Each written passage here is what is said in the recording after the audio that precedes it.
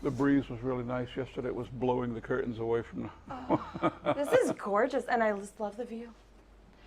That's why I took the house, even though it was in bad shape. My wife and I have the skills to bring it back. It was more work than I thought, but it was worth it. I love it. Yeah, yeah. And we're going to talk about the do's and don'ts of buying a home in Puerto Rico. Right.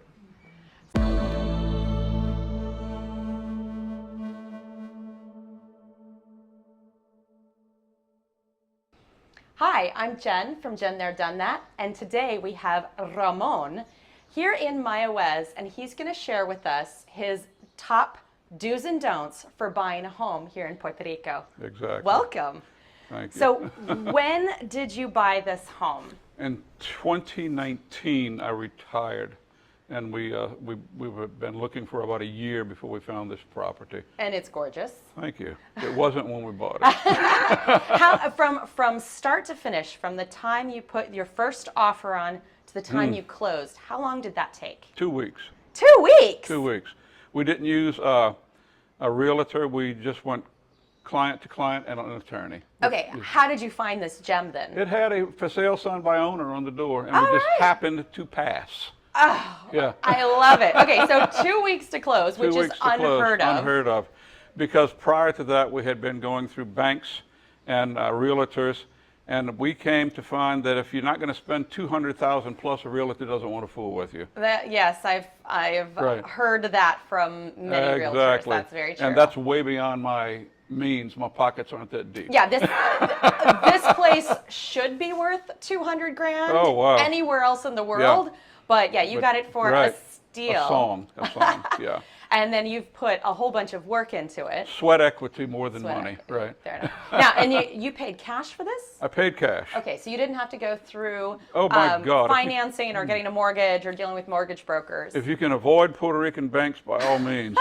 They are a horror story. I feel like that every time I pay to use the ATM. Oh, yeah. I was a realtor in the United States in New Orleans area for many years. And usually when you purchase a house, it is the owner's responsibility to make the house sellable. Yes. In Puerto Rico, it is not. It is your responsibility to make the house sellable, and then the bank may or may not give you the loan, which means you're putting your capital at risk if they find that you didn't do a sufficient job, which I thought was ridiculous. So we just could not go that route and take the chance. Well, but you still paid for closing costs, and you had a lawyer. It was negligible. It was very inexpensive. So hundreds or? Hundreds. Hundreds, wow. Hundreds, yeah. And then you did get a lawyer involved. I did. Okay. So the lawyer did the title search and checked CRIM and made sure that it was one owner. Yes.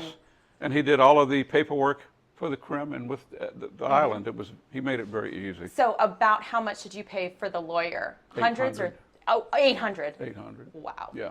And I have to ask, what's your property tax on this home? $1,200 a year.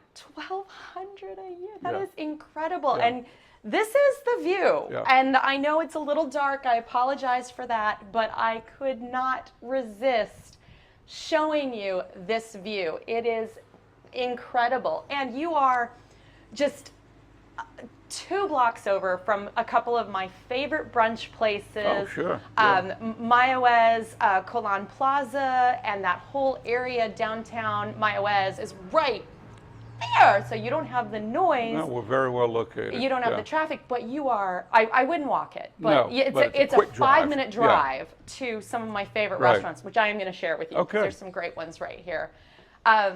I am just blown away. So, all right, now that you're here and it's gorgeous and you're painting and fixing it up, what are some of the biggest don'ts? Now, we already know the buyer beware. So let's talk about the as-is piece and how different that's so different than the U.S. Yeah, like I said, the as-is it's the buyer's responsibility to make the house a viable property for the bank to make a loan on, which I thought was backwards from the U.S. Yeah. And my wife and I were fortunate enough that we had been flipping houses in New Orleans area, and we had rental properties, that when we decided to leave New Orleans, we sold everything we had, and we had enough money to write a check and buy the house cash. Good. Which is fortunate. A lot of people are not in that situation. Yeah, especially fully nearing understand. retirement, they may not have that nest egg Right. to go into a property. That's their retirement that they need to be able to live off the interest Right. or what have you for their income. But we also found that if we did go through the bank, and it was still a viable option at the time, it just aggravated me to the point where I didn't want to fool with them anymore, that within the first 5 years, the privilege of borrowing bank money would have been the interest of $15,000 in a 5-year period. Yeah. And I said, $15,000, I could renovate the whole house and have money left over. So it was to our advantage to pay cash. Yeah. Well, and especially because you guys are doing all the renovations yourself. Right, exactly. And I've seen some of the work that you guys are doing, and yeah, you know what you're doing. Well, so my you wife got that and I, experience my wife's very flipping. gifted in certain things, and I can do the other things. So together we make a complete renovation team. And let me, from the start, if it would not have been for my wife and her IT savvy and her knowledge of how to repair certain things, this would have never happened for me. And I owe that to her. It would have been very difficult. And she will be watching this Yeah, later. I'm sure. Inspectors are a farce here. Really? They don't inspect anything. The reports we got were juvenile, and we found more problems when we bought the house. My wife and I are familiar with electrical, plumbing, the whole 9 yards, and we found things that the inspectors blatantly missed or blatantly ignored. And it was just give me a check and I'll give you a report. Not like in the U.S. when house calls is what I used in the U.S. Perfect professional, they go into detail about the house. Oh, yeah. You know, but not here. Yeah, I think you need to do this and I think you need to do that. Let me have a check. And it's not like this isn't up to code. Because No. I know when I've had home No. inspections in the past, they'll say, well, when the house was built, this was the code, but now that you're selling it, Right. the exhaust pipe for the dryer needs to be 6 inches higher. This needs to Right. be brought up to code before you can sell the home, or whatever the case is. But they cite the specific code Right. for And that item. When this house was built, the code was a positive and a neutral. They did not have a ground. Oh, So this house is without ground, so we do the best we can. wow. Right. Yeah. So that's definitely. But to go in to rewire this house is a nightmare. I'm just thinking, I wouldn't want to rewire this. No. It had to be, everything would have to be external and conduit. It's possible, but it would cost a fortune. Right now, we had the electrical problems that were present negated, and everything's working fine. So just Okay. live with it for right now. Yeah. But I recommend if you can get a U.S. loan, like a mortgage on your house, or a line of credit on your house, pay that. You'll do better with a U.S. loan than trying to get a loan over here. Absolutely. Absolutely. That's good to know. So anything else that had you, what your lessons learned, or if you had to do it over again, what you would do differently? I would not have a realtor. I would not try to go through a Puerto Rican bank. I would get my finances in order, hit the internet, because the internet has a lot of houses listed by owners. And that's Now, where did you find them? Did you find it on Clasificados? I or- did, Clasificados. My wife found this house for sale by owner, and we just drove by, and it was in bad shape. But Well, it was it's gorgeous now. But the location is perfect. Yeah, the location The is location is fantastic. perfect, yeah. But we bought the house and we discovered that water had permeated the ceiling because it hasn't been sealed in 20 years. Yes. And we had a I lot lived of in one of those. Yeah, we had a lot of ceiling that was buckling and the cement was cracking. The rebar and electrical conduit rust and it pops the cement. So the first thing we had to do was seal the ceiling. Yes. We had to buy a pressure washer. It took 3-4 weeks to. By the way, there was enough dirt up there for grass to grow. Oh, Yeah, and the cats were that using could have it. been your rooftop garden. No, the cats were using the roof as a litter box. Uh-oh. So with shovels and a pressure washer, it took 2 weeks, 3 weeks to clean it well enough, and then it needed to dry. Yes. And getting a sunny day here, because it rains every day, we Yeah. were fortunate to get a week or two, and I could put the ceiling down. And then my wife and I could start renovating the inside of the house. And we were little by little, step by step. It was not fast. It was not easy. It was a long. We've been here going on 2 years, and we're still renovating. But it will eventually get where we Well, want it to we be. both know where the nearest Home Depot is. Oh yes, we do. And We shop at the same Home Depot. My I've car lived that knows. close. I could close my eyes. My car knows the way. Oh God. They have a lot of my money there. Yes. So Home Depot has definitely been a big part of this house. Absolutely. And one of the problems that we had in the house was the people that tried to sell it tried to paint. But they didn't clean anything. They just painted over dirt and grease. Oh, yeah, they didn't pressure wash it before they painted. No. Yeah, that's how you get chip paint. And they used bare paint, and that's an elastic paint. So the water that was coming through the ceiling had bubbles, and it was just hanging. It makes little water balloons in the walls. My wife would scrape it, and water would just fall. She says, "Oh my God, this is never gonna." I've had that here. We had plumbing problems, but that was age related, so we had to change a lot of fixtures and rubber lines and things like that. Really nothing serious. The biggest problem we had was the conduit being compromised in the concrete and the ceiling because everything runs through the concrete. We had to have an electrician come out here and find the shorts and rewire it. But other than that, that's the only real expense that we've had. The rest of it's been tedious, not easy, but just tedious, time consuming. Yeah, more than just a coat of paint. More than just a coat of paint. A lot of repairing concrete and scraping the old stuff off so the new stuff will stick. And that's a lot of work right there. Well, I know that just so many houses here have been neglected and they're not up to code, Well, like with your electricity, and they haven't had that power washing. The Caribbean is so hard on our paint. You have to repaint every couple years. Every 5-6 years, yeah. Yeah, and if somebody hasn't, you can always tell when it's that 5-6 year mark because it just looks like it hasn't been painted in 20 years. But the reason that a lot of houses are in neglect is you have to realize that the median income in Puerto Rico is from $8,000 to $12,000, Yes. and repairs are expensive. Yes. And if you don't know how to do it yourself, to hire somebody to do it is more than you can afford on that income. So you have to be more self-sufficient if that's possible. That's true. Yeah. I've noticed a lot of people here are very handy working on their cars. Oh, absolutely. You have to be a mechanic, electrician, a plumber, Yes. everything, yeah. Now, your family is actually from Carolina. My family's from Carolina, but I was born and raised in New Orleans.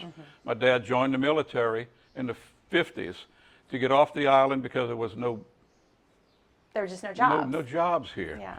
Yeah. So That's a very common thing that I'm seeing from people, and what the comments is, and especially your generation, born in the States, raised in the States, but you have enough family here that you've got that it connection draws to us the back. island. Right. It does. Yeah, it draws us back. And so now you're retired here.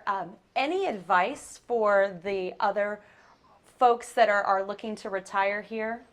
It's a wonderful place to retire. You can live here inexpensively. The people are wonderful. Oh, that's I got great neighbors. My neighbor next door, Haiti, she takes care of everything. If I'm not in, she's a wonderful, wonderful neighbor.